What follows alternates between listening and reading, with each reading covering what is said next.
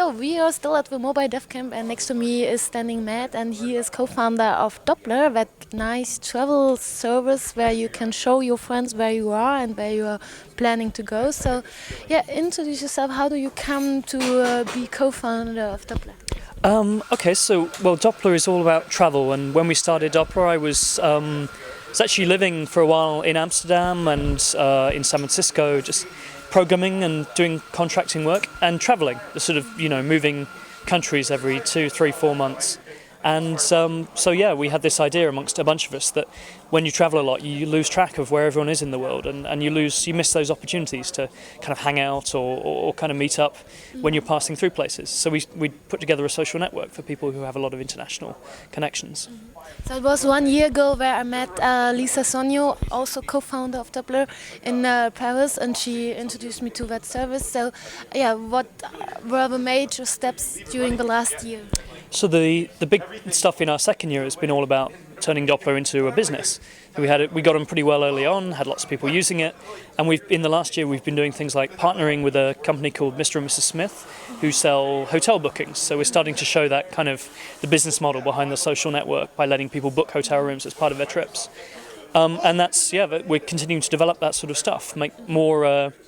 Continuing with the social side and make more stuff for what we call smarter travel, getting more out of the travel you can do, and particularly these days when perhaps people will have to travel a little less, whether for environmental or economic reasons. Yeah. We want people to get the most out of their travel that they can. Okay. So tell me a little bit more, how much members users do you have at the moment, and give me some numbers. I'm afraid I don't have any numbers for you. You'd have to go and ask our CEO about those kinds of things. I'm just the CTO.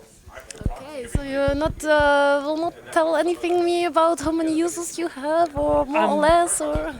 We've got fewer than Facebook, but we're doing well. But no, we haven't put any numbers out about it.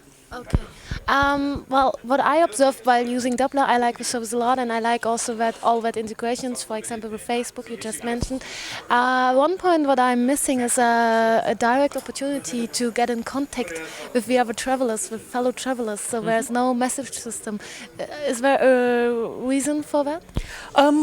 It's partly originally starting off trying to make a service that's as polite as possible, so that we don't want to bother you with too many messages. But no, you're right, and we're adding exactly that into the service bit by bit. It's actually one of the things that's up on our whiteboard in our office at the moment. More ways for travellers to message each other, more ways for people to kind of act on the coincidences. Yeah. You find this travel serendipity. Well, let's do something about it. Okay. And looking to the future of all the development around dopplr, you are here now at the Mobile Dev Camp. Why is that, and why are you at the moment developing something for the iPhone as well? Okay, so we've all of the developers at dopplr have got very excited about the iPhone recently. We all got iPhones, and we're kind of fanboys of Apple hardware. But generally, I think one of the big next steps for dopplr is to do more for you while you're traveling. So it's always been about having your future plans online, and where are you going to be, who's going to be there too. But to get more out of travel, we want to help you kind of gather, well, what were the really good experiences while you were traveling? How can I learn from other people who've been here before, maybe even if they're not going to be here too? And we think the best way to gather stuff from you while you're traveling is through a mobile app. Okay. So we're in the early stages, we're still exploring. But as part of that, I'm here, and I've got my books and my sample code, and I'm learning how to do the iPhone development, which is an interesting change for me. I've always been a web developer, but I think the iPhone, and also I'm interested in Google's Android platform. People are, I think, people that have always been web developers are starting to get interested at last in mobile, because the devices are actually fun. They're powerful. They have things like GPS for location. You see a big change for all development in general, or is that only a trend, or what would you say? I think a lot more web developers are getting interested in mobile, and I think we're going to bring the web thinking to mobile, the kind of small pieces loosely joined, and making apps that use web APIs but give them perhaps a more beautiful or more stripped down interface. So would you say that for the future it's not avoidable at all for any startup to go also for the mobile area?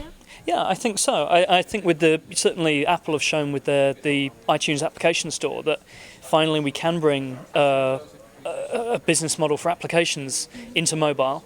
They've got that charging infrastructure in place. Google are doing the same thing with their marketplace.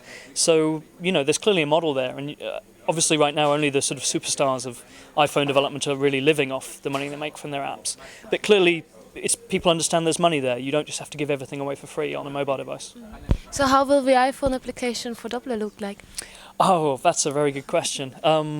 Well, again, I have to refer you to another Doppler member, to our designer, Matt Jones, but I can guarantee it'll be beautiful and it'll be useful. And I think he's really excited about it because he worked at Nokia for a long time. He's very interested in the mobile development. And he's been talking about how interfaces should be different on a mobile, not just because it's smaller, but because you're going to maybe use this app for 10 seconds. You take it out your pocket, you use maybe one hand because you're on a bus, and actually you've got to think completely differently about applications. And I think the really successful apps will be things that recognise that they're only going to be used for 10 seconds at a time, and they understand their context. Okay, interesting. One more question for me is also going to the point of, you used Facebook a lot for spreading around your service, for making advertising for your service and to find new audience, new users. So how important was Facebook and how difficult was it to develop that application?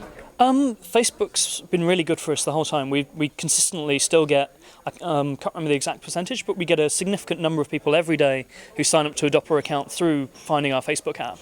And people really like it. It was not hard to develop for. I really like the Facebook platform. They've sort of exposed all the things you can do on Facebook normally, the way Facebook.com works, and broken it down into things developers can use. So I can send you a message from my application on Facebook, I can look at your photos and bring them into Doppler. It's a really powerful platform. And obviously for so many people it's a big part of their online social life now, so we'll always be hooking into that. Okay. So you would also recommend everybody to use that existing social network for growing their own user base? Definitely. I think you've got to be mad these days to make a new piece of social software that makes everyone enter their friends all over again. We've always had a big emphasis on, well, click here and we'll import your friends from Gmail, from Facebook. We even open sourced the library that we use to do that, and put that out on the internet. So anyone who wants to do that for a Ruby on Rails app can just grab our library and add the same features to their app. And of course, if they make some improvements, they can contribute them back as well. Okay, great. So one last hint for the people out there from your technological point of view for startups. Wow. Well, look at the physical world. I think the iPhone is all about bringing your application, your service into the street, into people's pockets, into their social lives. And I think we're seeing a big explosion in all kinds of physical stuff. There are people here they've got some soldering irons out. They're doing some physical hardware hacking.